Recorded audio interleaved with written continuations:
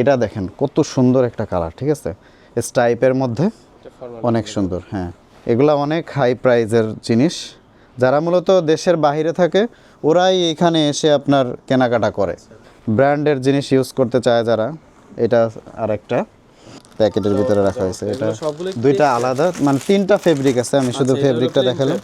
হ্যাঁ, এটা প্লেন আছে, এটা র্যামি আছে, আর এটার মধ্যে একটা টেক্সচার আছে। এইটা আছে আপনার পিওর কটনের মধ্যে।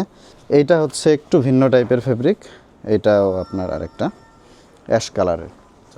এরপরে আমরা আরেকটা পর্তুগালের একটা ব্র্যান্ড, এটা এই যে এটার ফেব্রিকটা হচ্ছে অনেক বেশি লং লাস্টিং হবে।